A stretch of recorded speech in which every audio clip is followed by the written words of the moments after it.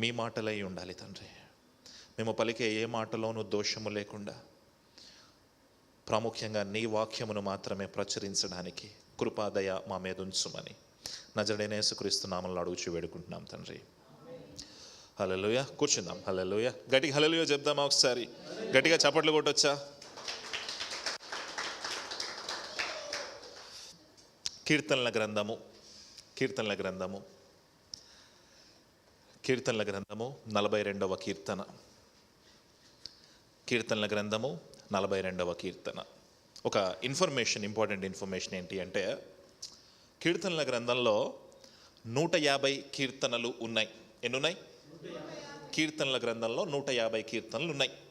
అన్నీ కలిపి ఒక గ్రంథముగా మనం చూస్తూ ఉన్నాం. అయితే మొదట ఇజ్రాయేలు ప్రజలు కీర్తనల గ్రంథము రాసినప్పుడు అదంతా ఒక పుస్తకముగా లేదు. మనకి 150 కీర్తనలు ఒక పుస్తకంగా కనిపిస్తున్నాయి, ఒక గ్రంథముగా కనిపిస్తూ ఉన్నాయి. మొట్టమొదట ఇజ్రాయేలు ప్రజలు కీర్తనల గ్రంథము రాసుకున్నప్పుడు 5 పుస్తకాలుగా రాసుకున్నారు. అందుకే మీరు కీర్తనల గ్రంథం అక్కడక్కడ చూసినప్పుడు మీకు ప్రథమ స్కందము, ద్వితీయ స్కందము, తృతీయ స్కందము అనే మాట వినిపిస్తుంది. మొదటి పుస్తకములో, మొదటి గ్రంథములో 1 నుంచి 41 కీర్తనలు ఉన్నాయి. 1 to 41 సామ్స్ మొదటి గ్రంథము.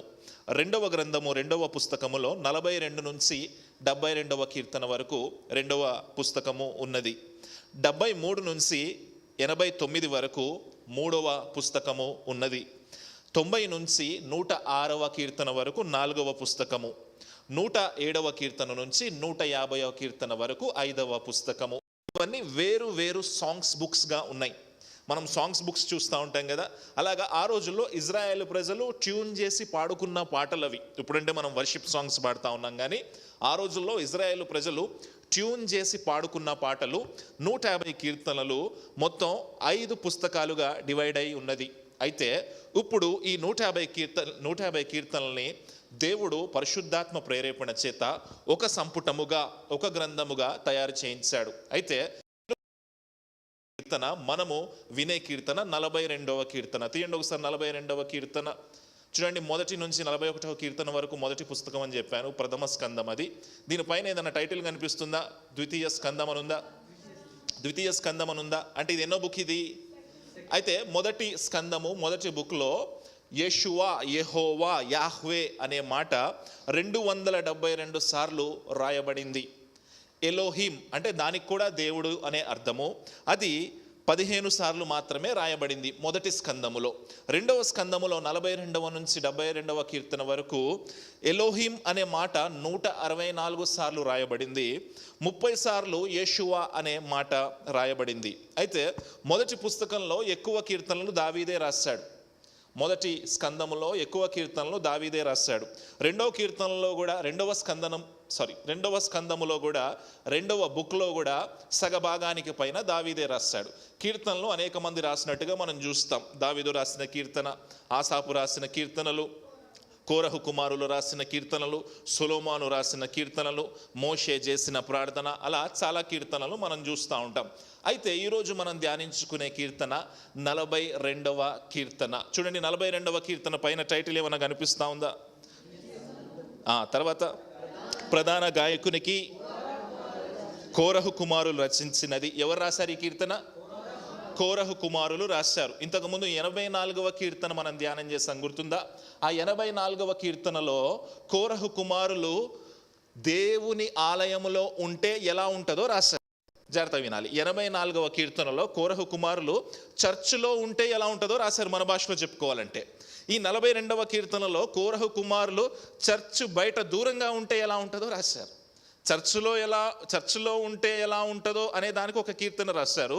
చర్చ్ నుంచి దూరంగా ఉంటే ఎలా ఉంటుంది అనే దాన్ని కూడా ఒక కీర్తన రాశారు. చదువుతారా? 42వ కీర్తన మొత్తం వచనాలు చదవండి, స్టార్ట్ చేయండి.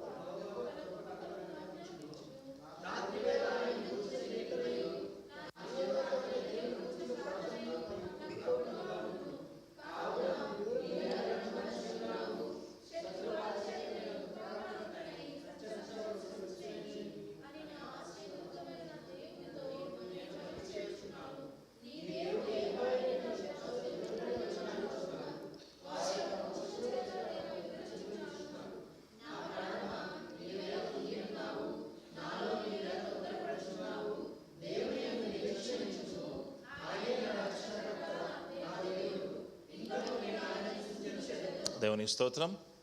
గట్టిగా చెప్పొచ్చా? ఇంకా గట్టిగా చెప్పొచ్చా? ఈ కీర్తన కోరహు కుమారులు రాసిన కీర్తన. ఎవరు రాసిన కీర్తన? గట్టిగా చెప్పాలి. మీకు గుర్తుందా? 84వ కీర్తన కూడా వాళ్ళే రాశారు. కోరహు కుమారులు దేవుని ఆలయములో ఉంటే ఎలా ఉంటుందో వివరిస్తూ 84వ కీర్తన రాశారు. ఇక్కడ కోరహు కుమారులు దేవుని ఆలయానికి దూరంగా ఉంటే ఎలా ఉంటుందో కూడా రాశారు. 2 ఎక్స్ప్రెషన్స్ రాశారు. ఆలయంలో ఉంటే ఎలా ఉంటుంది, ఆలయానికి దూరంగా ఉంటే ఎలా ఉంటుంది. ఇప్పుడు మనకి అశ్వాక్ వచ్చాడు. ఆల్మోస్ట్ 6 నెలల తర్వాత చూస్తున్నాము అశ్వాక్ని. బహుశా అశ్వక్కి బాగా రిలేట్ అయ్యి ఉండొచ్చేమో. ఇది దూరంగా ఉంటే దేవుని ఆలయానికి ఎలా ఉంటుంది అనే ప్రాముఖ్యమైన విషయము. ఇంకో ప్రాముఖ్యమైన విషయం ఏంటి అంటే, కోరహు కుమారులే రాశారు, కానీ కొంతమంది ఏం చెప్తారంటే దావీదు అబ్షాలోము నుంచి, అంటే దావీదు సొంత కొడుకు చేతుల్లోంచి భయపడి అరణ్యంలోకి పారిపోయినప్పుడు దావీదు వెళ్తూ అరణ్యంలోకి కోరహు కుమారుల్లో ఒక కుమారుణ్ణి వెంటబెట్టుకొని వెళ్ళాడు. అక్కడికి వెళ్ళినప్పుడు దావీదు పడిన బాధలు కోరహు కుమారులు రాశారు. అంటే దావీదు చెప్తా ఉంటే, దావీదు స్తుతిస్తూ ఉంటే కోరహు కుమారుడు రాశాడు అనే మాటను కూడా చెప్తా ఉంటారు. బహుశా ఇద్దరై ఉండొచ్చు. దావీదు శ్రమల గురించే అయి ఉండొచ్చు, దావీదు ఎక్స్ప్రెషన్ గురించి అయి ఉండొచ్చు, లేదా కోరహు కుమారులు కూడా ఒకానొక సందర్భంలో వాళ్ళు దేవుని మందిరానికి దూరంగా ఉండి దేవుని మందిరాన్ని ఎలా చూడాలి అనే విషయాన్ని కూడా ఎక్స్ప్లెయిన్ చేసి ఉండొచ్చు. అయితే కోరహు కుమారుల గురించి ఒక ప్రాముఖ్యమైన విషయాన్ని మీకు తెలియజేస్తాను. గుర్తుందా? ఈ కోరహు కుమారులు అంటే కోరహు అనే వ్యక్తి రెబెలియన్. ఈ కోరహు అనే వ్యక్తి ఒక రెబేలియన్. మోషే మీద తిరుగుబాటు చేసి, మోషే అసలు నీ నాయకత్వం ఎంత, నువ్వెంత, నేను నీకంటే గొప్పోళ్ళు ఎవరు లేరనుకున్నావా అన్నప్పుడు మోషే ఏం చేస్తాడంటే దేవుని దగ్గర విచారణ చేస్తాడు. అప్పుడు మోషేకి దేవుడు ఒక మాట చెప్తాడు. మోషే, నువ్వు వెళ్ళి అందరికీ చెప్పు, నా వైపు ఎవరు ఉంటారో, దేవుని వైపు ఎవరు ఉంటారో, కోరహు వైపు ఎవరు ఉంటారో తేల్చుకోమని చెప్పు అనగానే మోషే వెళ్ళి ఆ విషయాన్ని చెప్తాడు. అప్పుడు కోరహు వైపు ఉన్న వాళ్ళందరూ భూకంపం వచ్చి ఆ భూమిలో పడి చనిపోతారు. కానీ కోరహు పిల్లలు మాత్రం బ్రతుకుతారు. ఎందుకు బ్రతుకుతారు అంటే, మోషే ఎప్పుడైతే నా వైపు దేవుని వైపు ఎవరుంటారు, ఆ దుర్మార్గుడైన కోరహు వైపు ఎవరుంటారు అంటే, కోరహు పిల్లలు మాత్రం కోరహును విడిచిపెట్టి, సొంత తండ్రిని విడిచిపెట్టి, సొంత తండ్రిని ఎదిరించి, సొంత తండ్రి దుర్మార్గుడని తెలిసి వాళ్ళు ఏం చేస్తారంటే, నేను దేవాతి దేవుని వైపుకి తిరుగుతాను అని మోషే వైపుకి వస్తారు. ఆ కోరహు కుమారుల్లో ఒకరు బహుశా రచించిన కీర్తన. ప్రాముఖ్యంగా ఇది దేని గురించి తెలియజేస్తూ ఉంది అంటే, దేవుని సన్నిధికి దూరంగా ఉంటే ఎలా ఉంటుందో అనే విషయాన్ని. అలాగే రెండో ప్రాముఖ్యమైన విషయం ఏంటి అంటే డిప్రెషన్ అనండి, గట్టిగా చెప్పాలి. అసలు నాకు డిప్రెషనే లేదు అన్నవాళ్ళు ఎవరు ఉండరు? చేయొచ్చు ఎవరైనా ఉంటే కనుక, చిన్నపిల్లలు మినహాయింపు. అసలు నా జీవిత ప్రయాణంలో నాకు ఎప్పుడు డిప్రెషన్ రాలేదు అన్నవాళ్ళు ఎవరు ఉండరు. ఈ వాక్యం అంతా చూస్తే, ఈ వాక్యం అంతా చదివితే మీకు ప్రతి మూల కూడా ఒక డిప్రెషన్ కనిపిస్తుంది, ఏడుపు కనిపిస్తుంది, కన్నీరు కనిపిస్తుంది. అయితే జీవితం యొక్క ప్రతి ప్రయాణంలో, ప్రతి మలుపులో కూడా మీరు ఒకవేళ డిప్రెషన్కి లోనైతే గనక, ఒకవేళ మీరు ఇప్పుడు డిప్రెషన్లో ఉంటే గనక, ఒకవేళ గతంలో మీరు డిప్రెషన్లో ఉంటే గనక, ఒకవేళ ఫ్యూచర్లో మీకు డిప్రెషన్ రావచ్చు గనక, దేవుడు ఈరోజు ఈ వాక్యము ద్వారా మీతో మాట్లాడడానికి ఇష్టపడుతూ ఉన్నాడు. క్రైస్తవ యవనస్తుల్లో చాలా ప్రాముఖ్యమైన సమస్య ఏంటి అంటే డిప్రెషన్. ప్రేమ విఫలమైంది అని డిప్రెషన్, ఉద్యోగం రాలేదు అని డిప్రెషన్, పెళ్ళి లేట్ అవుతుంది అని డిప్రెషన్, కోరుకున్నది దొరకలేదు అని డిప్రెషన్. మొన్న ఒక న్యూస్ చూస్తా ఉన్నాను. 38 సంవత్సరాల డాక్టర్ అమ్మ యుఎస్ వీసా దొరకలేదని డిప్రెషన్లోకి వెళ్ళి సూసైడ్ చేసుకుందంట. ప్రతి మలుపులో కూడా మనకి డిప్రెషన్ పలకరిస్తూ ఉంటుంది. ప్రతి మలుపులో కూడా మన ప్రాణం మనతో ఏం చెప్తుందో తెలుసా? నువ్వు వేస్ట్, నీ పని అయిపోయింది, నీకు చేత కాదు, నువ్వేమీ చేయలేవు, నువ్వు చచ్చిపో అని చెప్తుంది. కానీ అప్పుడు వాక్యము మనల్ని బలపరుస్తుంది. హల్లెలూయా. వాళ్ళకి లేని నిరీక్షణ మనకి ఉన్న నిరీక్షణ ఏంటి అయ్యా అంటే జీవము కలిగిన దేవుని వాక్యము. హల్లెలూయా. చూడండి, మొదటి మాట అందరం కలిసి చదువుదామా? దుప్పి నీటి వాగు కొరకు. మళ్ళీ చదువుదామా? దుప్పి నీటి వాగు కొరకు ఏం ఆశపడుతుందంట? దుప్పి. ఆలోచించండి, దుప్పుల్ని ఎవరైనా చూసారా ఎప్పుడన్నా? వైల్డ్ లైఫ్ శాంక్చురీలోకి వెళ్ళినప్పుడు దుప్పుల్ని చూడండి. ఎప్పుడు కూడా దుప్పి అనేది ఒక సోషల్ యానిమల్. అది గుంపులుగా ఉంటుంది కానీ ఒంటరిగా కనపడదు. దుప్పి ఎప్పుడు కూడా గుంపులుగా ఉంటుంది కానీ ఎప్పుడు దుప్పిని ఒంటరిగా చూడరు. చాలా రేర్ సిచ్యువేషన్ అయి ఉంటుంది. అయితే దుప్పికున్న ఇంకొక మెయిన్ కండిషన్ ఏంటయ్యా అంటే ఎప్పుడు నీటి వాగుల దగ్గరే ఉంటుంది. అది ఎందుకు నీటి వాగుల దగ్గర ఉంటుందంటే దుప్పికి దాహం ఎక్కువ.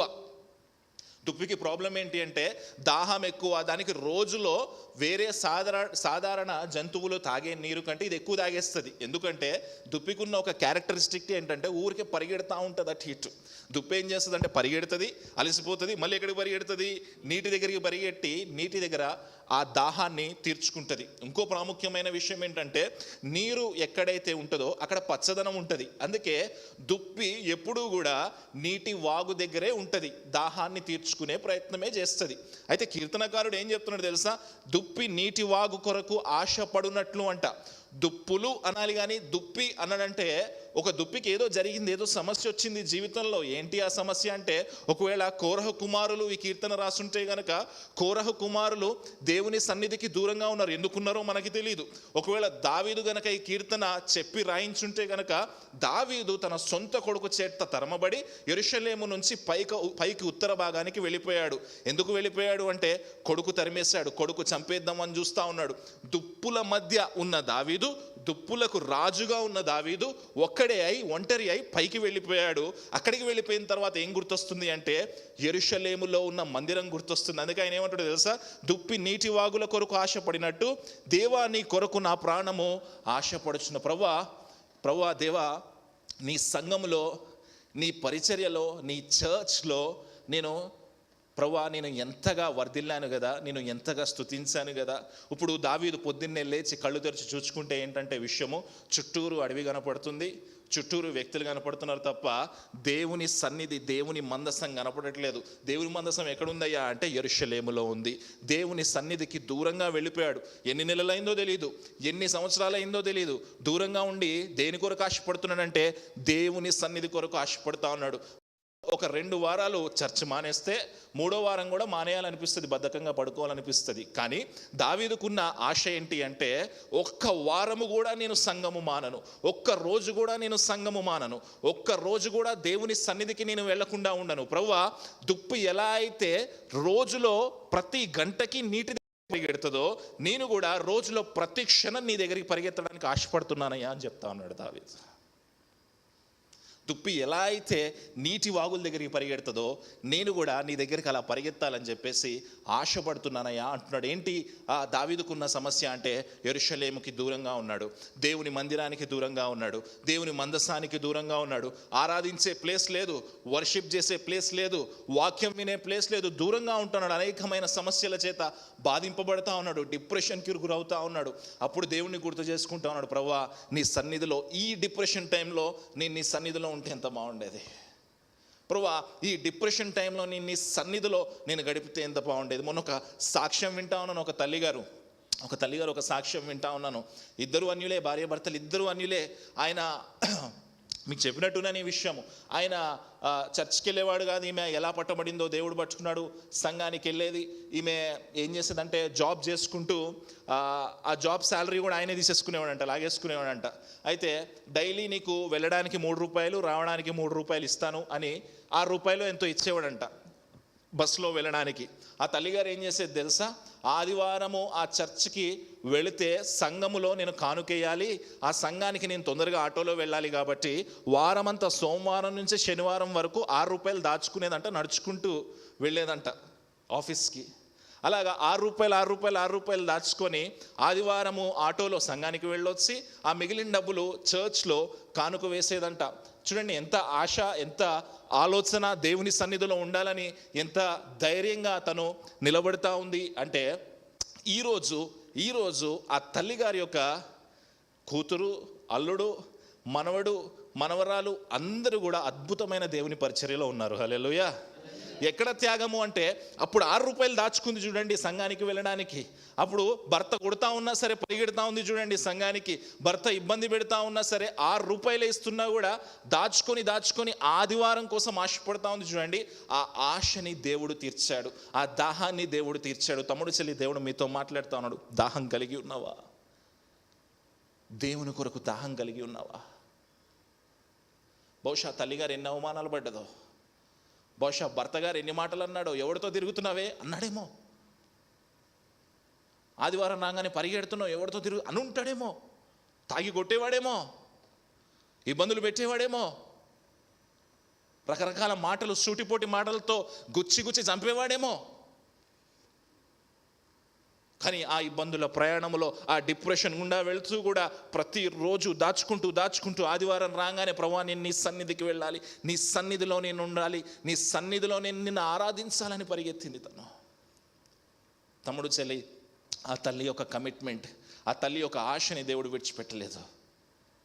ఆ తల్లి విత్తనము ద్వారా, ఆ తల్లి గర్భములో వచ్చిన ఆ గర్భఫలము ద్వారా దేవుడు అద్భుతమైన పరిచర్య జరిగిస్తా ఉన్నాడు. ఈరోజు నువ్వు అలాంటి పరిస్థితుల్లో ఉండొచ్చు, ఈరోజు నువ్వు అలాంటి ఇబ్బందుల్లో ఉండొచ్చు, నువ్వు డిప్రెషన్ గుండా వెళ్ళుండొచ్చు, నువ్వు డిప్రెషన్లో ఉంటూ కూడా ప్రతి సండే చర్చ్కి వచ్చి నవ్వుతూ పలకరించవచ్చు. కానీ తమ్ముడు చెల్లి, ఒక మాట, నీ నవ్వు నిరర్ధకం కాదు. శ్రమలో నువ్వు నవ్వుతో ఉన్న నవ్వు ఉంది చూడు, దేవుడు దాన్ని విడిచిపెట్టాడు. శ్రమలో నువ్వు వెళ్ళి ఇంకొకరికి ప్రైజ్ ది లార్డ్ చెప్తున్నావు చూడు, దేవుడు దాన్ని విడిచిపెట్టాడు. శ్రమలో నువ్వు వెళ్ళి ఒకరిని పలకరిస్తా ఉన్నావు చూడు, దేవుడు దాన్ని విడిచిపెట్టాడు. తమ్ముడు చెల్లి, దేవుడు నీ కమిట్మెంట్ని విడిచిపెట్టాడు. దేవుడు నిన్ను అస్సలు విడిచిపెట్టాడు.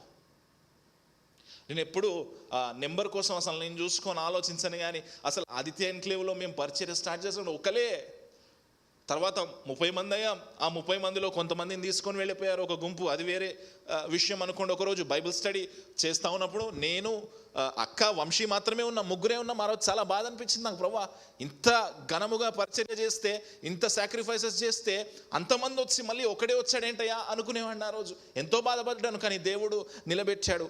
అన్వేష్, నీ కమిట్మెంట్ని నేను బ్లెస్ చేస్తా. తమ్ముడు చెల్లి, God will bless your commitment. దేవుడు నీ కమిట్మెంట్ని బ్లెస్ చేస్తాడు. ఏ పరిస్థితుల్లో నువ్వు ఈరోజు సంఘానికి వస్తున్నావో దేవుడికి తెలుసు.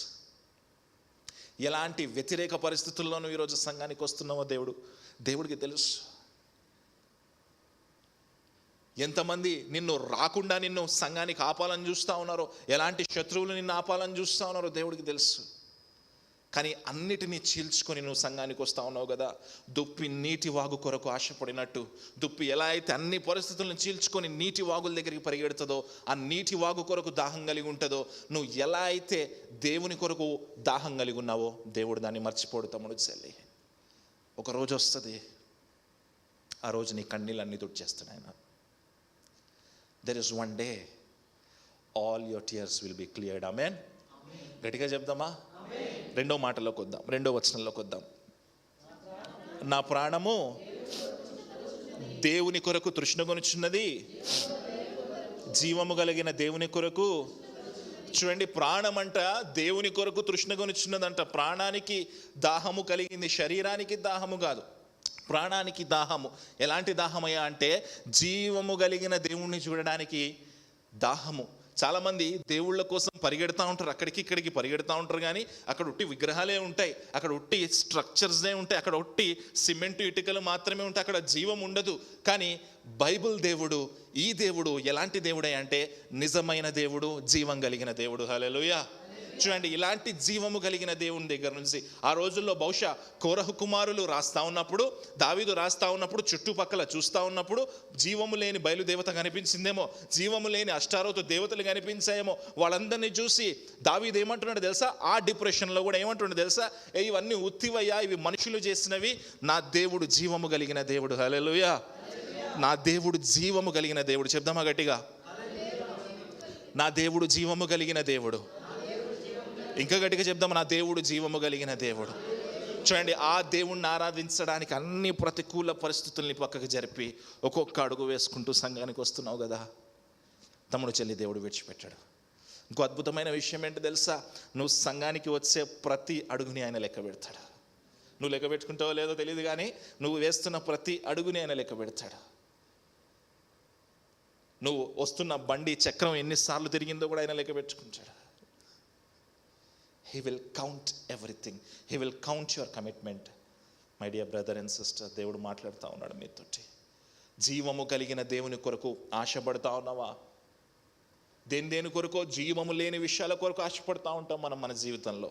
జీవము లేని వాటి వెనుక పరిగెడుతూ ఉంటాం. కానీ నిజంగా జీవము కలిగిన దేవుని కొరకు ఆశపడితే దేవుడు నిన్ను ఆశీర్వదించడానికి ఇష్టపడతా ఉన్నాడు. ఆమేన్.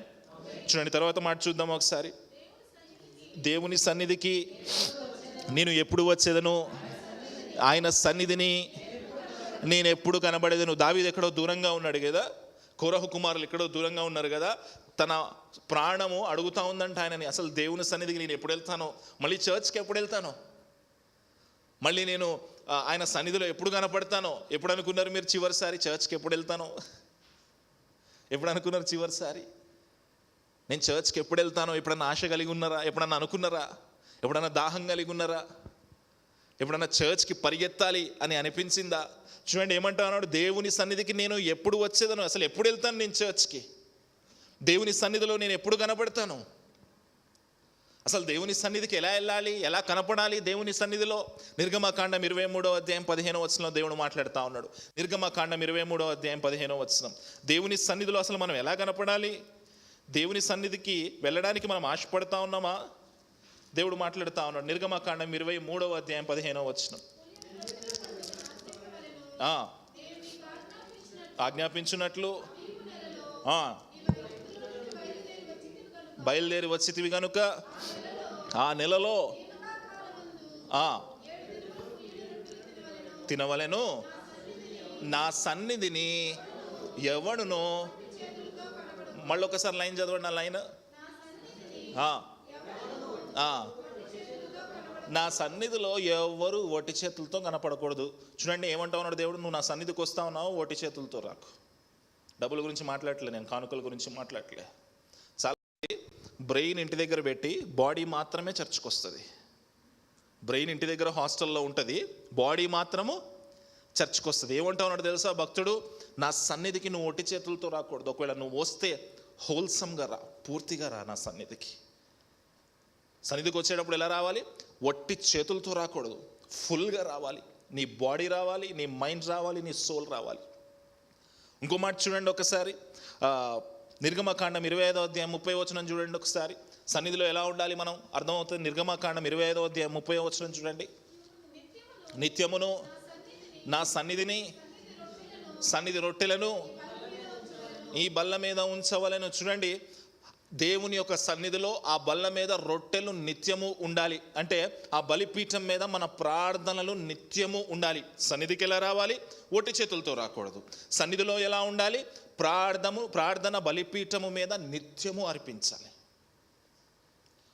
ఆరాధన బలిపీఠం మీద నిత్యము అర్పించాలి. ఒకవేళ అర్పించట్లేదు, నీకు నచ్చినట్టుగా ఉంటున్నావు, నీకు తోచినట్టుగా ఉంటున్నావు, సంఘాన్ని ఏదో కరివేపాకు తీసినట్టుగా తీసేస్తున్నావు, సంఘాన్ని, దేవుని పరిశుద్ధ ఆలయాన్ని ఏదో ఇష్టం వచ్చినట్టుగా ఆచరిస్తున్నావు అంటే దానికి కూడా సమాధానం ఉంది. మొదటి దినవృత్తాంతముల గ్రంథము 13వ అధ్యాయము 10వ వచనము. మొదటి దినవృత్తాంతములు 13వ అధ్యాయం 10వ వచనం. 13వ అధ్యాయం 10వ వచనము. దినవృత్తాంతములు, మొదటి దినవృత్తాంతములు 13వ అధ్యాయం 10వ వచనము. యెహోవా కోపము అతని మీద రగులుకొనెను, అతని చెయ్యి మందసమునొద్దకు చాపగా ఆయన అతని మొత్తెను గనుక అతడు అక్కడనే దేవుని సన్నిధిని చనిపోయాను. చూడండి, యెహోవా సన్నిధికి వచ్చినప్పుడు జాగ్రత్తగా ఉండాలంట. ఎలా ఉండాలి? ఎలా ఉండాలి? గట్టిగా చెప్పండి, ఎలా ఉండాలి? ఏం చేశాడంట ఉజ్జా? ఏం చేశాడంట? దావీదు మందసాన్ని తీసుకొస్తే దావీదు రాస్తా ఉన్న మాటలే, ప్రభువాన్ని నీ సన్నిధికి రావాలని ఆశపడుతున్నాను. దావీదు మందసాన్ని తీసుకొని వచ్చేటప్పుడు దావీదుకు తోచినట్టుగా, దావీదుకి ఇష్టం వచ్చినట్టుగా, దావీదు ఎలా మందసాన్ని తీసుకొస్తే దావీదుకు పేరు వస్తుందో అలా తీసుకొచ్చే ప్రయత్నం చేశాడు. అలా తీసుకొచ్చే ప్రయత్నం చేసినప్పుడు కొంచెం మందసం ఇలా ఒరిగిపోతా ఉన్నప్పుడు ఉజ్జాదాన్ని పట్టుకునే ప్రయత్నం చేశాడు. చచ్చిపోయాడు అక్కడే, దేవుడు మొత్తాడు కాబట్టి. దేవుని సన్నిధిలో జాగ్రత్తగా ఉండాలి. దేవుని సన్నిధికి వచ్చినప్పుడు ఒట్టి చేతులతో రాకూడదు. దేవుని సన్నిధిలో ప్రార్థనలు ధూపముగా అర్పించాలి. దేవుని సన్నిధిలో జాగ్రత్తగా ఉండాలి. ఈ 3 విషయాలు చాలా జాగ్రత్తగా గుర్తుపెట్టుకోవాలి మనం. మొదటి విషయం ఏం చెప్పాను? దేవుని సన్నిధికి వచ్చినప్పుడు, చెప్పండి, దేవుని సన్నిధికి వచ్చినప్పుడు ఒట్టి చేతులతో రాకూడదు. దేవుని బలిపీఠము మీద ప్రార్థనలు అర్పించాలి. దేవుని సన్నిధిలో జాగ్రత్తగా ఉండాలి. ఉన్నారా? ఉన్నారా? ప్రశ్న. దేవుని సన్నిధిలో నిజంగా జాగ్రత్తగా ఉన్నారా? దేవుని బలిపీఠం దగ్గర ప్రార్థనలు అర్పిస్తా ఉన్నారా? దేవుని సన్నిధికి వచ్చేటప్పుడు ఏదో దులుపుకొని ఒట్టి చేతులతో వచ్చేస్తా ఉన్నామా? ఎంతమంది బైబిల్స్ తెచ్చారు? మొబైల్ బైబిల్స్ అయినా పర్వాలేదు చూపించండి, ఫేక్ బైబిల్స్ అంటాం వాటిని, చూపించండి పర్వాలేదు. ఫేక్ బైబిల్స్ అయినా పర్వాలేదు చూపించండి. దేవుని స్తోత్రం, దేవుడిచ్చిందే కదా అది. ఎంతమంది ఒట్టి చేతులతో వచ్చారు చేయొద్దండి ఒకసారి. తమ్ముడు నిన్ను కాదలేదు. దేవుని స్తోత్రం. చప్పట్లు కొట్టొచ్చా తమ్ముడికి? ఒప్పుకుంటాం. గట్టి కొట్టండి. నీరసంగా కొడుతున్నారు, మీకు కోపం వచ్చినట్టుంది. దేవుని సన్నిధికి ఎలా రావాలంట? చేతులు నిండా కంప్లీట్గా రావాలి. దేవుని సన్నిధిలో బలిపీఠము మీద నిత్యము ప్రార్థనలు అర్పించాలి. దేవుని సన్నిధిలో జాగ్రత్తగా ఉండాలి. 3వ వచనంలోకి వద్దాం. 3వ వచనం, 42వ కీర్తన 3వ వచనం. 3వ వచనం, నీ దేవుడు ఏమాయనని వారు నిత్యము నాతో అనుచుండగా. దావీదుని లేదా కోరహు కుమారుల్ని ఎవరో టీస్ చేస్తా ఉన్నారు, ఎవరో పొడుస్తా ఉన్నారు. ఏమయ్యాడు రా నీ దేవుడు? ఏమయ్యాడు నీ దేవుడు? మనల్ని కూడా మనము ఏదైనా సమస్యలో ఇరుక్కున్నప్పుడు, సమస్యలో శ్రమల్లో ఇరుక్కున్నప్పుడు, ఇబ్బందుల్లో ఉన్నప్పుడు, ఆ దేవుడిని నమ్ముకున్నావు కదా, ఏమయ్యాడు ఆ దేవుడు అని ప్రశ్నించుంటారు చాలామంది. ఆ రోజుల్లో అంట రోమన్ క్యాథలిక్ వాళ్ళు ప్రొటెస్టెంట్స్ని చంపేటప్పుడు ఇళ్లల్లోకి దూరి, ఎవరైతే ప్రొటెస్టెంట్ మతం ఆచరిస్తున్నారో, అంటే మనము ప్రొటెస్టెంట్ క్రైస్తవులు ఆచరిస్తూ ఉన్నారో, వాళ్ళు ఇళ్లల్లోకి దూరి భార్య పిల్లల్ని చంపి, చిన్న పిల్లల్ని కూడా చంపేటప్పుడు ఏమనేవారంట తెలుసా? ఏమయ్యాడు నీ ప్రొటెస్టెంట్ దేవుడు అనేవారంట. ఈరోజు కూడా మనం ఆ డిప్రెషన్ గుండా వెళుతూ ఉన్నప్పుడు, ఆ శ్రమ గుండా వెళుతూ ఉన్నప్పుడు కొంతమంది ఏమంటారు? ఏమయ్యాడయ్యా నీ దేవుడు? చాలామంది ఊరికనే వదిలేసే మాట, ఆ మాలమాది కూడా దేవుడిని నమ్ముకున్నావుగా, ఏమయ్యాడా దేవుడు?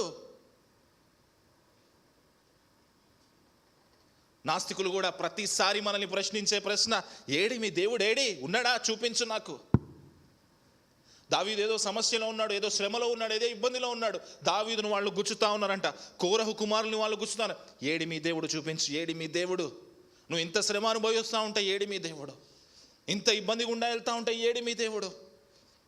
వాళ్ళు అలా గుచ్చి ఇబ్బందులు పెడతా ఉన్నప్పుడు తర్వాత మాట చూడండి, విచిత్రంగా ఉంటుంది. రాత్రింబగళ్ళు నా కన్నీళ్లు నాకు అన్న. రాత్రి పగలు కూడా ఏడ్చి అన్నం తిన్న కూడా మానేశాడంట భక్తుడు. కన్నీళ్లే అన్నమయ్యాయంట. తమ్ముడు చెల్లి, ఎన్నిసార్లు కన్నీళ్లు అన్నమై ఉంటాయి మనకి? ఎన్నిసార్లు ఏడ్చి ప్రభువా ఇంకా నా పరిస్థితి మారదా, నిశ్చితమైతే నన్ను తీసేసుకో అని ఎన్నిసార్లు అని ఉంటాం. విచిత్రమైన విషయం ఏంటి తెలుసా? ఇది మన ఒక్కళ్ళ సమస్య అనుకుంటామేమో. చాలా సందర్భాల్లో ప్రభువా నన్ను తీసేసుకో అని ఉంటాం కదా. చాలా సందర్భాల్లో ప్రభువా నన్ను చంపే అని అనుకుని ఉంటాం. చాలా సందర్భాల్లో మనం అనుకుంటాం మన ఇది ఒక్కళ్ళ సమస్య అనుకుంటాం. అసలు బైబిల్ చరిత్ర చూస్తూ ఉన్నప్పుడు మోషే గొప్ప నాయకుడుగా ఇజ్రాయేల్ మీద స్థిరపరుస్తున్నప్పుడు కూడా ఒక సందర్భం వచ్చినప్పుడు మోషే ఏమన్నాడు తెలుసా? ప్రభువా నువ్వు ఇలాగే చేస్తే నువ్వు నన్ను చంపేయి అన్నాడు. ఎవరు? మోషే. గొప్ప నాయకుడు ఇజ్రాయేల్ ప్రజలకి. ప్రభువా నువ్వు ఇలాగే చేస్తే నన్ను చంపేయి, నాకొద్దు ఈ జీవితం అన్నాడు. ఏలియా బయలుదేవతల ప్రవక్తల్ని 400 మందిని చంపిన తర్వాత యెజబేలు ఎక్కడ వచ్చి ఏలియాని చంపేస్తుందో అని పరిగెత్తుకుంటూ వెళ్ళి ఒక చెట్టు కింద కూర్చొని ఏలియా ఏమన్నాడు తెలుసా? ప్రభువా నా ప్రాణాన్ని నువ్వు తీసేసుకో, ఈ బాధ నేను భరించలేను. యోబు విశ్వాస వీరుడు. శ్రమలంటే యోబు అని చెప్తాం కదా. ఒక రోజు శ్రమ భీకరమైనప్పుడు యోబు జీవితంలో ఏమన్నాడు తెలుసా? అసలు నేను ఎందుకు పుట్టానో అని పుట్టుకని శపించాడు యోబు. దావీదు విశ్వాస వీరుల లిస్ట్లో మొదటి స్థానంలో మనం పెడతాం కదా. దావీదు కుమారుడైన యేసుక్రీస్తు అంటాం కదా. దావీదు ఒకసారి సౌలు వెంబడించి ఇబ్బంది పెడతా ఉంటే దావీదు ఏమంటాడు తెలుసా?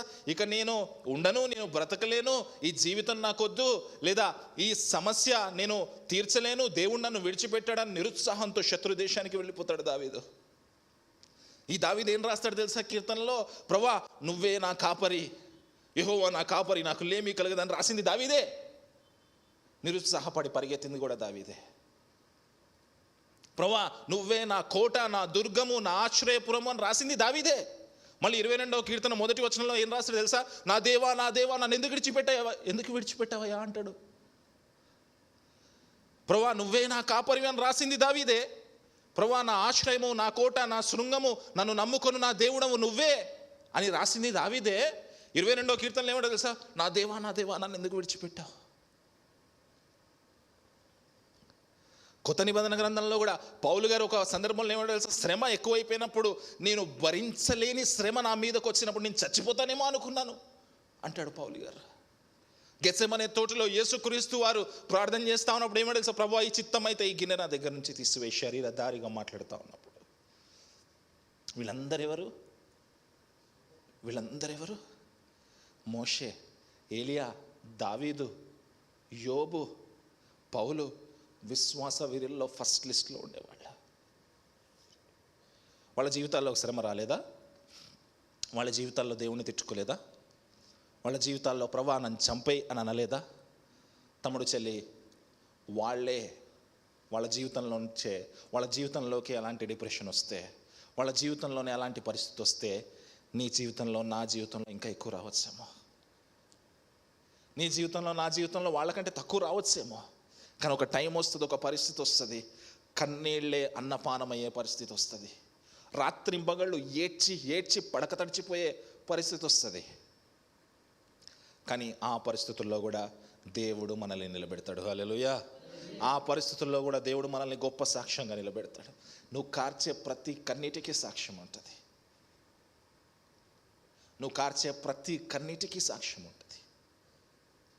మేము ఇందాక చెప్పాను, నువ్వు వేసే ప్రతి అడుగు దేవుడు లెక్క పెడతాడు. అలాగే నువ్వు కార్చే ప్రతి కన్నీరుకి కూడా సాక్ష్యం ఉంటుంది. తమ్ముడు చెల్లి, అనుకుంటా ఉన్నావేమో పరిస్థితిని చూసి దేవుడు విడిచిపెట్టేశాడు నన్ను. దేవుడు నన్ను విడిచిపెట్టేశాడు. తమ్ముడు చెల్లి, దేవుడు విడిచిపెట్టలేదు నిన్ను. దేవుడు విడిచిపెట్టలేదు. 4వ వచనంలోకి వద్దాం. జన సమూహముతో, పండుగ చేయుచున్న సమూహముతో నేను వెళ్ళిన సంగతి సంతోషము కలిగి స్తోత్రము చెల్లించుచు నేను దేవుని మందిరమునకు వారు నడిపించిన సంగతిని జ్ఞాపకము చేసుకొనగా నా ప్రాణము నాలో కరిగిపోవచ్చున్నప్పుడు దూరంగా ఉన్న దావీదు, దూరంగా ఉన్న కోరహు కుమారులు దేవుని సన్నిధికి దూరంగా ఉండి వాళ్ళు ఏమంటున్నారు తెలుసా? నీ దేవుడేడి అని వాళ్ళు గుర్తు చేస్తూ ఉంటే కన్నీరు నాకు అన్నపానములాయను. కానీ ప్రభువా, ఒక్కసారి వెనక్కి తిరిగి చూసుకున్నప్పుడు నేను నీ సన్నిధిలో ఉండినప్పుడు పస్కా పండుగ ఆచరించాను కదా, మా కుటుంబం అంతా వెళ్ళి పండుగలు ఆచరించింది కదా, నీ సన్నిధిలో గడిపాను కదా, అవన్నీ గుర్తు చేసుకుంటే మళ్ళీ ఏడుపు వస్తుందంట ఆయనకి. ఒకసారి ఆలోచించండి. ఇప్పుడు మీరు వెళ్తా ఉన్న పరిస్థితుల్లో వెనక్కి తిరిగి చూసినప్పుడు దేవుడు మిమ్మల్ని ఆశీర్వదించిన క్షణాలు, మనం సంతోషంగా గడిపిన క్షణాలు, కుటుంబంగా సంతోషించిన క్షణాలు ఉంటాయి. వాటిని తిరిగి చూసుకున్నప్పుడు ఇప్పుడు పరిస్థితిని చూసి మళ్ళీ ఏడుపు వస్తుంది మనకి. అదే అంటా ఉన్నాడు, నా ప్రాణము నాలో కరిగిపోవచ్చున్నది. వెనక్కి తిరిగి చూస్తా ఉన్నాడంట. చూసి ఏమేం చూస్తా ఉన్నాడంట? జన సమూహముతో, పండగ చేయుచున్న సమూహంతో. ఒకసారి చదువుదామా మళ్ళీ 4వ వచనము.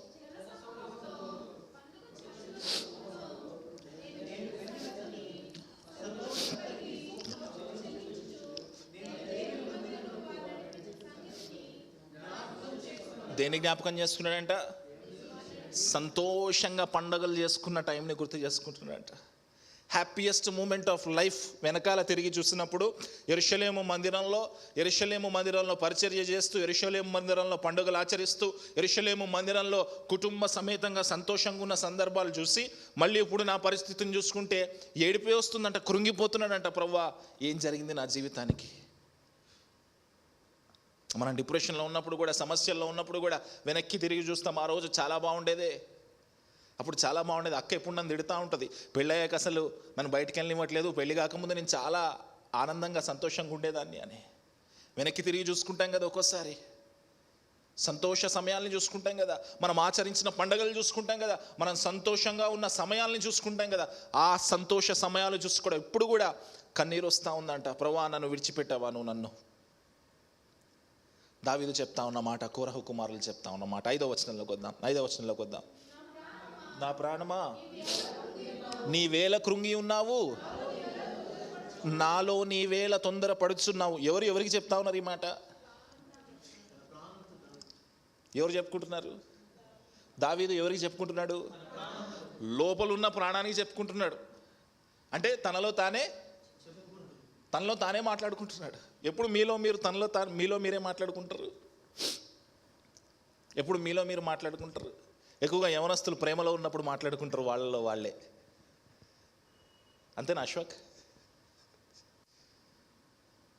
కానీ ఇలాంటి డిప్రెషన్ సమయంలో కూడా, ఆ శ్రమ లాంటి సమయంలో కూడా లోపల ఆ వాయిస్ ఏం చెప్తుందంటే దావీదుకి, దేవుడు లేడయ్యా, దేవుడు నేను విడిచిపెట్టేశాడని చెప్తుంటే దావీదు ఆ ప్రాణానికి ఏం చెప్తున్నాడో తెలుసా? నా ప్రాణమా నీవేలా కృంగి ఉన్నావు. కృంగి ఉండడం అంటే ఇంగ్లీష్లో డౌన్ క్యాస్ట్ అనే మాట రాయబడింది. ఆ డౌన్ క్యాస్ట్ అనే మాట ఈ కీర్తనలో 3 సార్లు వాడబడింది. డౌన్ క్యాస్ట్ అనే మాటకి అర్థం ఏంటి అంటే, దానికి ప్రామాణికం ఏంటి అంటే, గొర్రెపిల్లల్ని చూసారా ఎప్పుడన్నా? గొర్రెపిల్లల్ని చూసారా?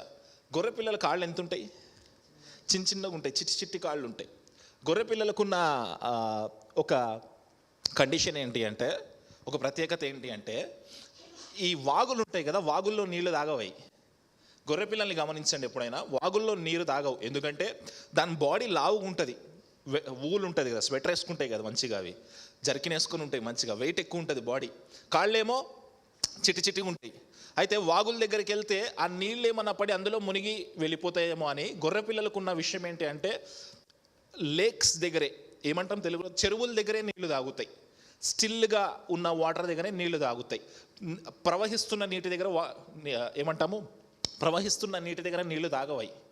గొర్రెపిల్లలకు ఉన్నది ఏంటి అంటే, ఆ లేక్స్ దగ్గర, చెరువుల దగ్గర మాత్రమే నీళ్లు తాగుతాయి. ఇంకో ప్రాముఖ్యమైన విషయం ఏంటి అంటే, గొర్రెపిల్లలు ఎప్పుడైనా గొర్రెపిల్ల వెనక్కి తిరిగి పడిపోయింది అనుకోండి, ఇలా వెనక్కి తిరిగి పడిపోయింది, కాళ్ళు పైకి ఉన్నాయి అనుకోండి, ఇలాగా మళ్ళీ తన బాడీని తాను తిప్పుకోలేదు. ఒకసారి ఆ సీన్ గుర్తు తెచ్చుకోండి. చాలాసార్లు గొర్రెపిల్లల్ని మీరు చూస్తుంటారు. గొర్రెపిల్లకున్న ఒక ప్రాముఖ్యమైన విషయం ఏంటంటే, ఎప్పుడైతే అది వెనక్కి తిరిగి పడిపోతుందో దాని కాళ్ళు ఇట్లా అరుస్తూ ఉంటుంది గట్టిగా, కానీ ఇట్లా అంటూ ఉంటుంది, కానీ అది తన బాడీ వెయిట్ని బట్టి వెనక్కి తిరగలేదు. అయితే ఈ డౌన్ క్యాస్ట్ అనే మాట ఏదైతే ఉందో, గొర్రెపిల్ల వెనక్కి తిరిగి పడిపోవడం ఏదైతే ఉందో దాన్ని కూడా డౌన్ క్యాస్ట్ అనే అంటాం. ఈ కృంగిపోవుట అనే మాట ఇక్కడ రాయబడింది కదా, ఇంగ్లీష్లో డౌన్ క్యాస్ట్ అని రాయబడింది. డౌన్ క్యాస్ట్ అంటే ఏంటి అంటే, గొర్రెపిల్లలాగా వెనక్కి తిరిగి పడిపోవటం. ఇప్పుడు ఆలోచించండి, ఇప్పుడు మనం గొర్రెపిల్లలాగా మన శ్రమల్లో వెనక్కి తిరిగి పడిపోయి ఏం చేస్తున్నాం? గిలగిలా కొట్టుకుంటా ఉన్నాం, అరుస్తూ ఉన్నాం. మనము అందులోంచి బయటికి రాలేము. ఎవరు రావాలి మనల్ని విడిపించాలంటే? మనల్ని తిప్పాలంటే ఎవరు రావాలి? కాపరే రావాలి. హల్లెలూయా. ఈ శ్రమలోంచి మనల్ని విడిపించాలంటే ఎవరు రావాలి? ఏమంటున్నా తెలుసా దావీదు? నా ప్రాణమా, నువ్వు ఎందుకు గొర్రెపిల్లలాగా వెనక్కి తిరిగి గిలగిలా కొట్టుకుంటా ఉన్నావు? ఎందుకు కృంగిపోతా ఉన్నావు? మనకు కాపరి ఉన్నాడు కదా, ఆ కాపరి వచ్చి మనల్ని విడిపించునుగాక. హల్లెలూయా. ఆ కాపరే వచ్చి మనల్ని విడిపించునుగాక. గుర్తు చేస్తా ఉన్నాడు దావీదు. బహుశా దావీదు ఆ సమయంలో డిప్రెషన్లో గొర్రెపిల్లలాగా వెనక్కి తిరిగి కొట్టుకుంటున్నాడేమో, ఇట్లా అరుస్తూ ఉన్నాడేమో. లోపల ప్రాణం చెప్తుందేమో, నువ్వు ఇలా వెనక్కి తిరిగి అలా ఉంటే గొర్రెపిల్ల 4 గంటలే బతుకుతుందంట. 4 గంటల్లో లంగ్స్ ఫెయిల్ అయిపోయి చచ్చిపోతుందంట, ఒకవేళ ఇలా ఉండి ఎవరు తిప్పకపోతే. లోపల ప్రాణం ఏం చెప్తుంది తెలుసా? దేవుడు లేడు, కాపర్ లేడు, నువ్వు చచ్చిపోతావు అని చెప్తుంటే దావీదు ఏమంటాడు తెలుసా? నా ప్రాణమా, నువ్వేలా కృంగి ఉన్నావు. Why did you cast down? మనకి కాపరి ఉన్నాడు. ఆమెన్. గట్టిగా చెప్దామా? చెప్పండి, మనకి కాపరి ఉన్నాడు, నేను కృంగిపోను. అలా అంటాం కానీ కృషించిపోతూ ఉంటాం డైలీ మనం. నేను కూడా నాతో కలిపి మా శ్రావణికి ఒక 2 నెలలు జాబ్ రాలేదని కృషించిపోతూ ఉండేది. డైలీ వెనస్డే ప్రేయర్స్లో ప్రార్థన చేస్తూ ఉండేవాళ్ళం. ఎంతగా కృషించిపోతామంటే వెనక్కి తిరిగి ఆ గొర్రెపిల్లలా గిలగిల కొట్టుకుంటూ ఉంటాం. కాపరి ఉన్నాడు, కాపరి మనల్ని విడిపిస్తాడని తెలిసి కూడా వాళ్ళకి లేని నిరీక్షణ ఏంటి తెలుసా? వాళ్ళు ఒకవేళ గొర్రెపిల్లలాగా కృంగిపోతే, ఇందాక చెప్పాను కదా 38 సంవత్సరాల డాక్టర్ సూసైడ్ చేసుకొని చనిపోయింది, అలా ఉండి చనిపోతుంది. కానీ మనకున్న నిరీక్షణ ఏంటి తెలుసా? మనకి క్రీస్తు ఉన్నాడు, మనకి కాపరు ఉన్నాడు, ఆయన వచ్చి మనల్ని నిలబెడతాడు. హల్లెలూయా. ఆయన మనల్ని స్థిరపరుస్తాడు, ఆయన మన కథని మారుస్తాడు. హల్లెలూయా. ముందుకు వెళ్ళి చదువుదాం, తర్వాత వచనం చదువుదాం. దేవుని యందు నిరీక్షణ ఉంచుము, చెప్పుకొనొచ్చు, ఇంకనూ నేను ఆయనను స్తుతించేదను. ఎప్పుడైతే ఈ గొర్రెపిల్ల వెనక్కి తిరిగి గిలగిల కొట్టుకుంటుందో లోపల ప్రాణం ఏం చెప్తుందంట? నువ్వు చచ్చిపోతావు అని చెప్తుందంట. కానీ గొర్రెపిల్ల తనకు తానేం చెప్పుకుంటుందంట? మనకేం చెప్పుకోవాలంట? కంగారుపడకు, మనకెవరున్నారు? ఆయనే నా రక్షణకర్త. దేవుని యందు నిరీక్షణ ఉంచు. మనకు దేవుడున్నాడు, మనకు కాపరి ఉన్నాడు, ఆయన మీద నిరీక్షణ ఉంచు. ఆయనే మనల్ని రక్షిస్తాడు, ఆయననే మనల్ని మళ్ళీ తిప్పి పరిగెత్తేలాగా చేస్తాడు అని చెప్తా ఉన్నాడు. ఇంకో అద్భుతమైన మాట ఏంటి తెలుసా? నా రక్షణకర్త అనియు నా దేవుడును అని చెప్పుకొనుచు ఇంకను నేను ఆయనను. ఒకసారి ఆలోచించండి, మన జీవితం ఏమో శ్రమల గుండా వెళ్తూ ఉంది, మన జీవితం ఏమో డిప్రెషన్ గుండా వెళ్తూ ఉంది. ఒకసారి గొర్రెపిల్లలాగా ఆలోచించాలంటే వెనక్కి తిరిగి గిలగిల కొట్టుకుంటున్నాం కదా, అక్కడ పాటలు వస్తాయా మనకి? స్తుతిస్తామా? కానీ దావీదు ఏమంటున్నాడట తెలుసా? ఆ పరిస్థితుల్లో కూడా నేను ఆయన స్తుతిస్తాను. హల్లెలూయా. తమ్ముడు చెల్లి, నువ్వు నీ పరిస్థితుల్లో ఉండి కూడా, నీ శ్రమల్లో ఉండి కూడా, నీ డిప్రెషన్లో ఉండి కూడా, నీ ఇబ్బందుల్లో ఉండి కూడా, అసలు తీరని సమస్యలో ఉండి కూడా, సముద్రంలో మునిగిపోతూ ఉండి కూడా నువ్వు ఆయన్ని స్తుతిస్తున్నావా? దేవుడు నిన్ను విడిచిపెట్టాడు. హల్లెలూయా. ఒకవేళ కింద పడిపోయిన మనిషి ఉన్నాడు అనుకోండి, కింద పడిపోయిన మనిషి ఉంటే, తమ్ముడు కింద పడిపోయాడు అనుకోండి, వెంటనే నేను వెళ్ళి లేపుతాను. కింద పడిన మనిషిని ఎవరైనా లేపగలరు కదా. గోతిలో ఒక మనిషి పడిపోయాడు అనుకోండి, తమ్ముడు గోతిలో పడిపోయాడు అనుకుందాం, ఆ గోతిలో పడిపోయిన మనిషిని కూడా లేపగలం. వెళ్ళి తాళ్ళు ఇచ్చి ఏదో సాయం ఇస్తే తాళ్ల సాయంతో పైకి రాగలడు. కానీ ఊబిలో చిక్కుపోయిన మనిషి ఉన్నాడు అనుకోండి, ఊబిలో చిక్కుకుపోయే మనిషి ఉన్నాడు అనుకోండి, ఆ మనిషిని ఇంకో ఏ మనిషి కాపాడలేడు. ఆ మనిషిని కేవలం దేవుడు మాత్రమే కాపాడగలడు. హల్లెలూయా.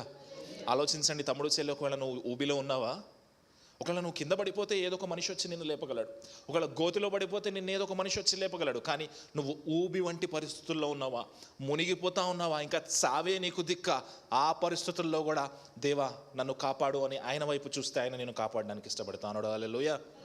చూడండి, ఆ సమయంలో కూడా, ఆ గొర్రెపిల్ల వెనక్కి తిరిగిన సందర్భంలో కూడా స్తుతిస్తున్నాడంట, ఆరాధన చేస్తా ఉన్నాడంట. పాటలు పాడంగా ఇంతకు మంచిగా ఒక పాట ఉంటుంది, నేనేమైనా ప్రభువా నిన్నే స్తుతిస్తాను. నిజంగా స్తుతిస్తారండి, అబద్ధాలు చెప్పొద్దు. నేనేమై ఉన్నా ప్రభువా. ఆలోచించండి, ఒకటో తారీఖు రావాల్సిన జీతం 5వ తారీఖు వచ్చింది అనుకున్నాం, వస్తుందా స్తుతి పాట?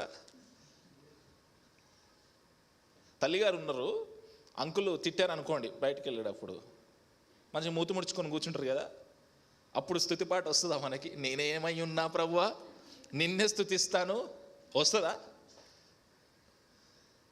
అప్పుడు ప్రార్థన వస్తుంది మనకి, ప్రభువా ఈ సాతాన్ని ఇక్కడి నుంచి తరిమివేయి అని ప్రార్థన వస్తుంది. మా ఫ్రెండ్ ఒకటి చెప్పేవాడు, వాళ్ళ డాడీ రోజు పొద్దున్నే తెల్లవారుజామున లేసి ప్రార్థన చేస్తాడంట. ప్రతి రూమ్లోకి వెళ్ళి, ప్రతి హాల్ అన్ని రూమ్స్లోకి వెళ్ళి వాళ్ళ డాడీ తెల్లవారుజామున లేసి ప్రార్థన, వీళ్ళు పడుకొని ఉంటారు, పడుకున్నప్పుడు ప్రార్థనలు వినిపిస్తాయి కదా. ప్రతి రూమ్లోకి వెళ్ళి ప్రార్థన చేస్తున్నప్పుడు కొడుకు రూమ్లోకి వెళ్ళి నా కొడుకు దీవించబడాలని ప్రార్థన, కూతురు రూమ్లోకి వెళ్ళి కూతురు రూమ్లో నా కూతురు దీవించబడాలని ప్రార్థన చేస్తాను, భార్య రూమ్లోకి వెళ్ళంగానే ఈ రూమ్లో ఉన్న సాతాను పారిపోవునుగా కానీ ప్రార్థన చేస్తాడు. మన ప్రార్థనలు అట్లుంటాయి. కానీ ఆయన ఏమంటాడు తెలుసా? నేనేమైనా ప్రభువా నిన్నే స్తుతిస్తాను. 2వ లైన్ భలే అద్భుతంగా ఉంటుంది, నాకేమున్నా ప్రభువా నీకు అర్పిస్తాను. డబ్బులు కాదు, కానుకలు కాదు, ప్రభువా వాట్ ఎవర్ ఐ హ్యావ్, ఏ పరిస్థితి నాకుందో నీ బలిపీఠం దగ్గర నేను అర్పిస్తాను. సంఘానికి ఎలా రావాలి? వట్టి చేతులతో రాకూడదు. సంఘంలో ఏం చేయాలి? బలిపీఠం మీద ప్రార్థనలు అర్పించాలి. సంఘములో ఎలా ఉండాలి? జాగ్రత్తగా ఉండాలి. సంఘములో ఈ 3 విషయాల్లో నువ్వు నిక్కర్చిగా ఉన్నప్పుడు దేవుడు కూడా ఆయన ఆశీర్వాదాల్లో నిక్కర్చిగా ఉంటాడు. హల్లెలూయా. అందుకే ఆయన ఒక మాట మాట్లాడతాడు, యథార్థవంతులకు ఏ మేలు ఆయన కొదువ చేయడు అని. ఏ మేలు కొదువ చేయడు, అన్ని ఆశీర్వాదాలు ఇస్తాడండి దేవుడు. నిన్ను తలగానే ఉంచుతాడు కానీ తోకగా ఉంచాడండి ఆయన. ఇల్లు కొనుక్కోవాలనుకుంటున్నావా? ఇస్తాడు దేవుడు. ఆమేన్. గట్టిగా చెప్పాలి. ఉద్యోగం కావాలా? ఇస్తాడు దేవుడు. ఆమేన్. పెళ్లి కావాలా? దేవుడు పెళ్లి చేస్తాడు. ఆమేన్. కానీ ఎప్పుడు తెలుసా? యథార్థవంతులకు ఆయన ఏ మేలు కొదువ చేయడు. నిజమైన క్రైస్తవ విశ్వాసులకు ఆయన ఏ మేలు కొదువ చేయడు. చూడండి, ఆ డిప్రెషన్ సమయంలో కూడా ఆయన గుర్తు చేసుకొని ప్రాణానికి చెప్పుకుంటున్నాడు, లోపల సర్ది చెప్పుకుంటున్నాడు. అదేదో మూవీలో ఉంటుంది, ఆల్ ఈజ్ వెల్ అంటుంటాడు ఇలాగా. చూడండి, ఆయన చెప్పుకుంటాడు, ఏం కాదు చెప్పండి, ఏం కాదు అనుకోండి, ఇక్కడ చేయబెట్టండి, ఏం కాదు, దేవుడు ఉన్నాడు. చెప్పండి, గట్టిగా చెప్పాలి, దేవుడు ఉన్నాడు. నా ప్రాణమా ఎందుకు కృంగిపోతున్నావు? దేవుడు మనకున్నాడు. తర్వాత వచనం చదువుదాం. నా దేవా నా ప్రాణము నాలో కృంగి ఉన్నది, కావున యోదాను ప్రదేశము నుండి, హెర్మోను పర్వతము నుండి, మీసారు కొండ నుండి ఎక్కడి నుంచి జ్ఞాపకం చేసుకుంటాడంట? యోర్దాను కొండ, హెర్మోను పర్వతం, యోర్దాను ప్రదేశం అంట. అంటే ఎక్కడి నుంచి వెళ్ళిపోయాడు దావీదు? కొడుకు నుంచి పారిపోయాడు కదా, యెరూషలేము నుంచి వెళ్ళిపోయాడు కదా. ఏ కొండల్లో ఉన్నప్పుడు? యోర్దాను దేశంలో హెర్మోను పర్వతం దగ్గర మీసారు కొండలో ఉన్నాడు. అంటే బాగా ఉత్తర దిక్కుకు వెళ్ళిపోయాడు. ఇప్పుడు ఆలోచిస్తున్నారా, దావీదు యెరూషలేముకి అంత దూరంగా ఉన్నాడు కాబట్టి, కోరహు కుమారులు యెరూషలేముకి అంత దూరంగా ఉన్నారు కాబట్టి వాళ్ళు ఏమనుకుంటున్నారంట? ప్రభా, మళ్ళీ నీ సన్నిధి నేను ఎప్పుడు చూస్తాను? ప్రభా, నీ సన్నిధికి మళ్ళీ నేను ఎప్పుడు వస్తాను? ప్రభా, నీ సన్నిధిని మళ్ళీ నేను ఎప్పుడు అనుభవిస్తాను? అంత దూరంలో ఉన్నారు, యోర్దాను దగ్గర ఉన్నారంట వాళ్ళు, యోర్దాను దేశంలో ఉన్నారంట. తర్వాత వచనం చదువుదాం. నీ జలప్రవాహ ద్వారాల ధ్వని విని కరుడును పిలుచుచున్నది, నీ అలలన్నీయు నీ తరంగములన్నీయు నా మీదుగా పొర్లి పారుచున్నవి. చూడండి ఏమంటున్నాడు? నీ జలప్రవాహ దారలు. జలప్రవాహం అంటే ఏంటి? Water falls. జలప్రవాహం అంటే ఏంటి? చూడండి, అలల తరంగిణి, జలతరంగిణి అనే ఒక వాటర్ ఫాల్ ఉంటుంది మారేడుమల్లి దగ్గర. ఇప్పుడు నన్ను వెళ్ళారో లేదో మీరు? జలతరంగిణి, జలల ప్రవాహము అంటే వాటర్ ఫాల్స్. ఎక్కడున్నాడు దావీదు? 6వ వచనంలో కోరహు కుమారులు ఎక్కడున్నారు? యోర్దాను ప్రదేశంలో హెర్మోను పర్వతము మీద మీసారు కొండ. పర్వతాల దగ్గర ఏం కనిపిస్తాయి ఎక్కువ మనకి? ఊటీ, కొడైకెనాల్ వెళ్ళినప్పుడు ఏం కనిపిస్తాయి? పర్వతాలు, కొండల దగ్గర వాటర్ ఫాల్స్ కనిపిస్తాయి. ఆ కొండ మీద ఉండి ప్రభా నీ సన్నిధికి ఎప్పుడు వస్తానో అనుకుంటూ ఇటువైపు చూస్తుంటే వాటర్ ఫాల్ కనిపిస్తుందంట, జలతరంగిణి కనిపిస్తుందంట, జలప్రవాహము కనిపిస్తుందంట. ఆ జలప్రవాహమును చూసి దావీదు ఏమంటున్నాడంటే, నీ జలప్రవాహముల ధ్వని విని కరడును పిలుచుచున్నది. ఎప్పుడైనా జలప్రవాహాన్ని చూడండి, ఇట్లా ఇన్స్టాల్మెంట్స్లో పడతా ఉంటాయి నీళ్లు, ఒకేసారి పడవు నీళ్లు. ఇలా ఇన్స్టాల్మెంట్స్లో ఒక అల తర్వాత ఒక అల, ఒక అల తర్వాత ఒక అల పడతా ఉంటాయి. కరడు అంటే అలా, కరడును పిలుస్తుంది. అలా ఇంకొక అలని రండి అని పిలుస్తుందంట. దావీదు ఏం చెప్పాలనుకుంటాడో తెలుసా? నా ప్రాణము లోపల ఒక అల ఉంది, నా ప్రాణము లోపల ఒక అల ఉంది, ఒక ఇబ్బంది ఉంది, ఒక సమస్య ఉంది, ఒక శ్రమ ఉంది. నా ప్రాణము బయట కూడా ఒక సమస్య ఉంది. అబ్షాలోము ఉన్నాడు, కొడుకు నన్ను తరుముతున్నాడు. ఇక్కడేమో సన్నిధికి ఎప్పుడు వస్తాననే అల, అక్కడేమో కొడుకు తరుముతున్న అల. ఆ అల ఈ అల పిలుచుకుంటున్నాయంట. కరడును పిలుచుచున్న ఆ అల ఈ అలని పిలుచుకుంటున్నాయంట. ఆ శ్రమ ఈ శ్రమని పిలుచుకుంటున్నాయి. ఉద్యోగంలో ఉండే శ్రమ, మన మానసిక ఒత్తిడిలో ఉండే శ్రమ రెండు పిలుచుకుంటున్నాయంట. జట్టుగట్టేయంట అవి. వీడిని నాశనం చేసేద్దాం, వీడిని తొక్కేద్దాం, వీడిని ముంచేద్దాం. బయట నీ జీవితంలో ఉండే ఆర్థిక ఇబ్బందులు, అలాగే నీ మనసులో ఉండే గాయాలు రెండు పిలుచుకుంటున్నాయంట. బయట నీ జీవితంలో ఉన్న లవ్ ఫెయిల్యూర్స్, అలాగే నీ జీవితంలో ఉన్న ఆర్థిక సమస్యలు రెండు పిలుచుకుంటున్నాయంట. మన ఇద్దరం కలిసి ఒక అల ఇంకొక అలను పిలుస్తుందంట. అది పెద్ద అల అయి ముంచేస్తుందేమో. ఆ వాటర్ ఫాల్స్ చూస్తూ ఉన్నాడు, ఆయన అంటా ఉన్నాడు, ఈ అలను పిలుస్తుందయ్యా. ఈ లోపల ఉన్న గాయం ఉంది కదా, ఆ బయట ఉన్న గాయం ఉంది కదా, ఈ రెండు గాయాలు కలిసి నన్ను ముంచేయాలని చూస్తూ ఉన్నాయి, నన్ను చంపేయాలని చూస్తూ ఉన్నాయి. కరడును పిలుచుచున్నది, నీ అలలన్నీయు నీ తరంగములన్నీయు నా మీదుగా పొర్లి పారుచున్నవి. బహుశా ఆ వాటర్ ఫాల్ని చూసి దావీదుకి చాలా అద్భుతంగా అనిపించిందేమో. స్నానం చేయాలని వాటర్ ఫాల్కి వెళ్ళి ఉంటాడు. కుంతల వాటర్ ఫాల్స్కి వెళ్ళారు ఎవరన్నా? లక్నవరం, కుంతల చాలా అద్భుతంగా ఉంటాయి వాటర్ ఫాల్స్. చూడంగానే దూకాలనిపిస్తుంది. నేనంటే హైడ్రోఫోబియాకు, నీళ్ళంటే భయం కాబట్టి నేను వెళ్ళను. ఎవరన్నా వెళ్తే నేను చూస్తాను. ఆ వాటర్ ఫాల్స్ దగ్గరికి వెళ్ళినప్పుడు వెంటనే స్నానం చేయాలనిపిస్తుంది. ఆ వాటర్ ఫాల్ కిందకి వెళ్ళి పైనుంచి వాటర్ ఫాల్ నెత్తి మీద పడతా ఉంటే దావీదు కొంచెం అటు ఇటు సడులుతూ ఉన్నాడు. ఎందుకు తెలుసా? ఫోర్స్తో పడుతున్నాయి. బయట నుంచి ఒక అల, లోపల నుంచి ఒక అల. బయట నుంచి ఒక శ్రమ, లోపల నుంచి ఒక శ్రమ. ఈ శ్రమలు ముంచేయాలని చూస్తూ ఉన్నాయి. కానీ ఏమంటున్నాడు తెలుసా దావీదు? అయినను పగటి వేళ యెహోవా తన కృప కలుగును ఆజ్ఞాపించును. రాత్రివేళ ఆయన గూర్చిన కీర్తనయు, నా జీవదాత అయిన దేవుని గూర్చిన ప్రార్థనయు నాకు తోడుగా ఉండును. ఏం చెప్తున్నాడు తెలుసా? ఇలా నన్ను ముంచి వేసే అలలు వచ్చినా కూడా, ఇలా నన్ను చంపేయాలనుకునే సుడిగాలు వచ్చినా కూడా, ఇందాక వాడారు కదా, సుడిగాలైనను నిశ్చలముగా చేశాను. ఆయన ఏమంటాడో తెలుసా? పగటి వేళ యెహోవా కృప. తమ్ముడు చెల్లి, ఈ 3 విషయాలు నీ జీవితంలో ఉంటే దేవుడు నీకు తోడుగా ఉన్నట్టే. ఈ 3 విషయాలు నీ జీవితంలో ఉంటే దేవుడు నీకు తోడుగా ఉన్నట్టే. పగటి వేళ ఏం కావాలంట మనకి? కృప. రాత్రి వేళ ఏం కావాలంట?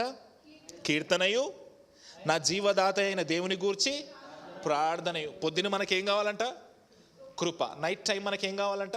కీర్తన, ప్రార్థన. ఉన్నాయా?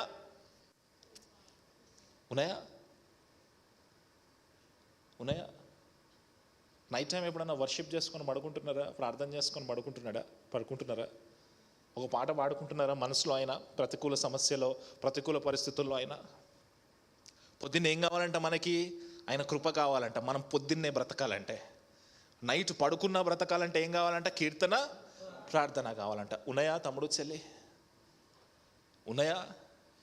అలలు ముంచి వేసే పరిస్థితి వచ్చినా కూడా ఈ మూడు మనకుంటే చాలు. హల్లెలూయా చెప్పండి. కృప, కీర్తన, ప్రార్థన. తర్వాత వచనం చదువుతాం.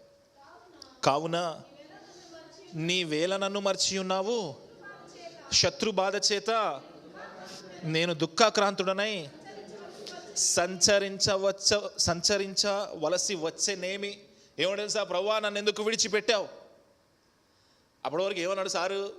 ప్రభువా వాటర్ ఫాల్లో వచ్చిన అలలన్నీ నన్ను ముంచేసినా కూడా నన్ను ఏం చేయవన్నాడు. అప్పటి వరకు ఏమన్నాడు? ప్రభువా నీ కృప నాకు తోడుగా ఉంది, రాత్రిన ప్రార్థన తోడుగా ఉంది, కీర్తన తోడుగా ఉంది అన్నాడు. కానీ తర్వాత వచనంలోకి వచ్చేసరికి మళ్ళీ సమస్య పెరిగినప్పుడు ఏమంటాడో తెలుసా? ప్రభువా ఎందుకు విడిచిపెట్టావు నన్ను? కొట్లాడుతున్నాడు దేవుడితో కొట్లాడుతున్నాడు. దేవుడు విడిచిపెడతాడా? కానీ దేవుడు మనకిచ్చిన కృప ఏంటి అంటే మనం మన దేవుడితో కొట్లాడవచ్చు. హల్లెలూయా. మనం దేవుడితో వ్యాజ్యం కూడా ఆడవచ్చు. హల్లెలూయా. ప్రభువా ఎందుకు విడిచిపెట్టావయ్యా నన్ను? Why did you leave me? దేవుడు విడిచిపెట్టలేదు. కానీ దావీదు అనుకుంటున్నాడు, కోరహు కుమారులు అనుకుంటున్నాడు, ప్రభువా నన్ను ఎందుకు విడిచిపెట్టావు? శత్రువులు నన్ను ఎందుకు తరిమేలాగా చేస్తున్నావు? మీకు చెప్పాను, దావీదు ఏమన్నాడు? ప్రభువా నువ్వు నా కాపరివి, ప్రభువా నువ్వు నా ఆశ్రయము, నువ్వు నా దుర్గము అన్నాడు దావీదు. 22వ కీర్తన 1వ వచనంలో ఏమన్నాడు? నా దేవా నా దేవా నన్ను ఎందుకు విడిచిపెట్టావు? ఈ దావీదే ఆ డైలాగ్ కూడా కొడుతున్నాడు. ఈ దావీదే సేమ్ డైలాగ్ కొడుతున్నాడు.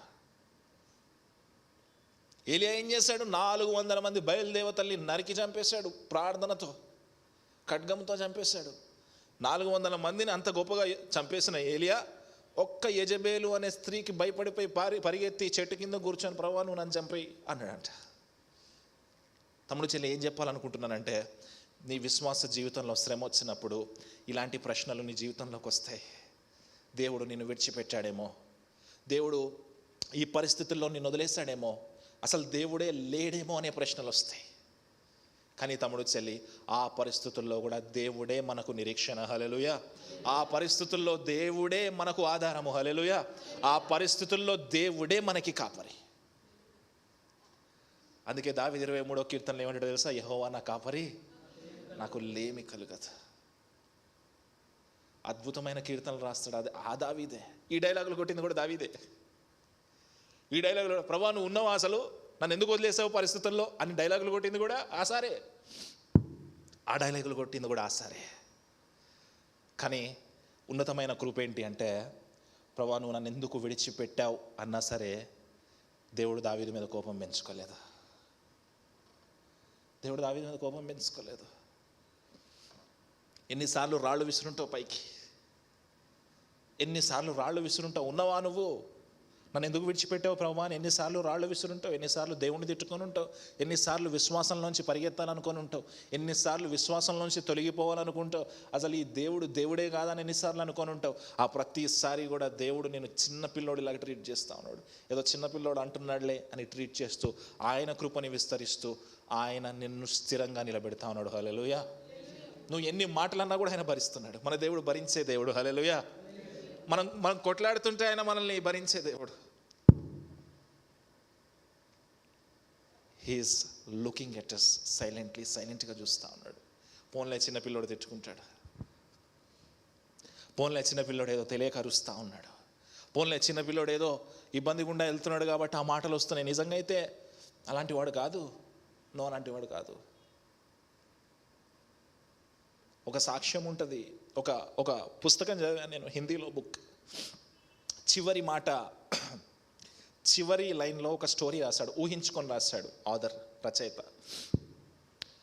యేసుక్రీస్తు వారు చనిపోయిన తర్వాత పరలోకం వెళ్ళిపోతారంట, దేవుని దగ్గరికి వెళ్ళిపోతారంట. దేవుడు యేసుక్రీస్తుని చూసి, మై సన్, నా కుమారుడా, మేరా బేటే, ఎన్ని రోజులైంది నిన్ను చూసి, ఎన్ని సంవత్సరాలు ఉన్నాడు భూమి మీద ఆయన? 33.5. తండ్రి ఏమంటున్నాడంట తెలుసా కుమారుడితోటి, ఎలా వెళ్ళిపోయావయ్యా 33.5 సంవత్సరాలు నాకు కనపడకుండా, అంటే కేటగారికల్గా రాశాడు, ఆలోచనాత్మకంగా రాశాడు. అంటే యేసుక్రీస్తు వారు అంటా ఉన్నారంట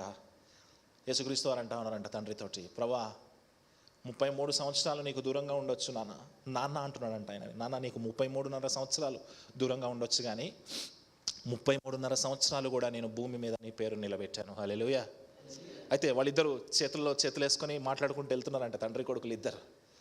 వెళ్తుంటే తండ్రి అడుగుతున్నాడంట కొడుకుని, ఏం సాధించావు, ఏం చేసావు అంటే పైనుంచి ఆకాశం నుంచి కిందకు చూపిస్తున్నాడంట. ప్రభు అదిగో పేతురు, డాడీ అదిగో పేతురు ఈజ్ మై ఫ్రెండ్. యోహాన్ని చూపిస్తున్నాడంట, అదిగో యోహాను ఈజ్ మై ఫ్రెండ్, నా స్నేహితుడు, నా ప్రాణమిత్రుడు. అదిగో లూకా చూపిస్తున్నాడు. అందరినీ, శిష్యులందరినీ వరుసపెట్టి చూపిస్తున్నాడంట. దేవుడు అన్నాడంట, తండ్రి అన్నాడంట, ఆ పేతురుగడ ఇప్పుడు నువ్వు చూడు, నీ గురించి 3 సార్లు అబద్ధాలు చెప్తాడు వాడు.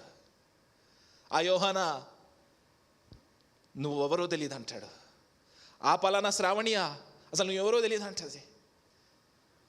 ఆ పలానా జాన్ రాజా అసలు నువ్వెవడో, ఆడంత దుర్మార్గుడు ఎవడు లేడే అంటాడు తండ్రి కొడుకుతోటి. వీళ్ళు ఎంత దుర్మార్గులో నాకు తెలుసు, నీకు తెలియదయ్యా అంటాడు కొడుకుతోటి. కానీ కొడుకు ఏమంటాడు తెలుసా, నాన్న ఈ ప్రతి ఒక్క శిష్యుడు కూడా ప్రపంచాన్ని తలకిందులు చేస్తాడు. హల్లెలూయా. తండ్రికి కుమారుడు మన కోసం సాక్ష్యం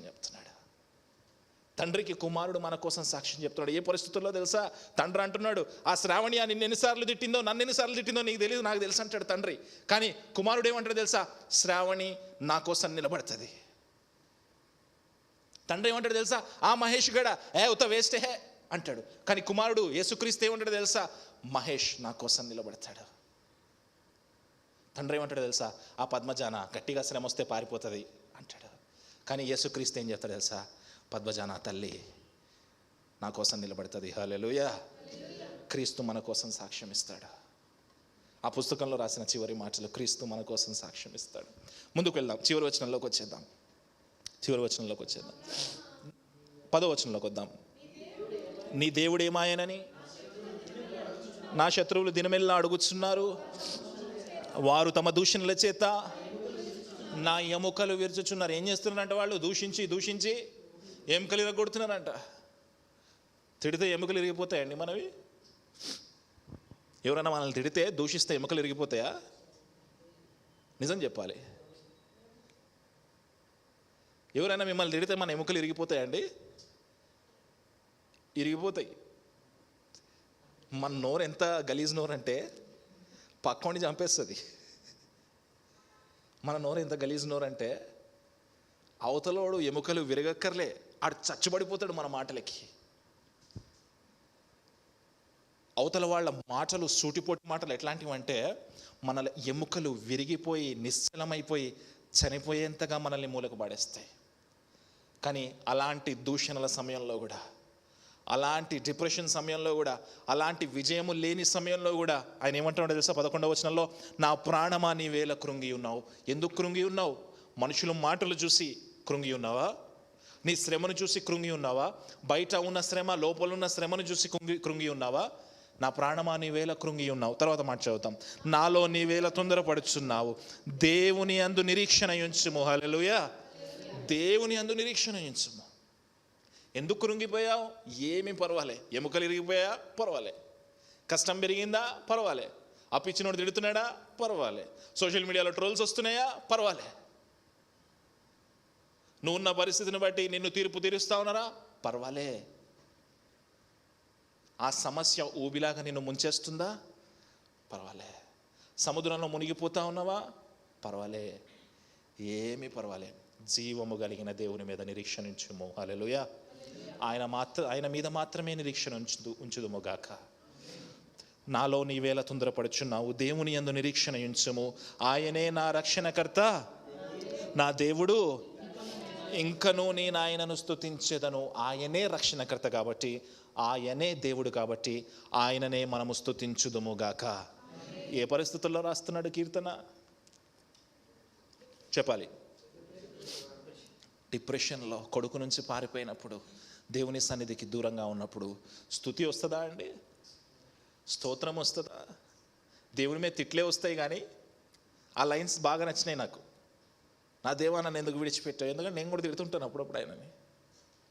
కానీ ఆ సమయంలో కూడా ఆయన ఏమంటాడో తెలుసా? నేనేమైనా ప్రభువా. పాడతాడు ఒకసారి.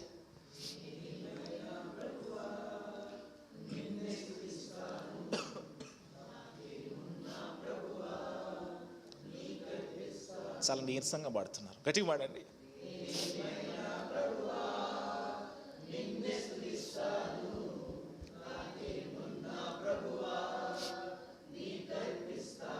ఈ మాటలు దేవుడు వింటున్నాడు. ఈ మాటలు దేవుడు వింటున్నాడు.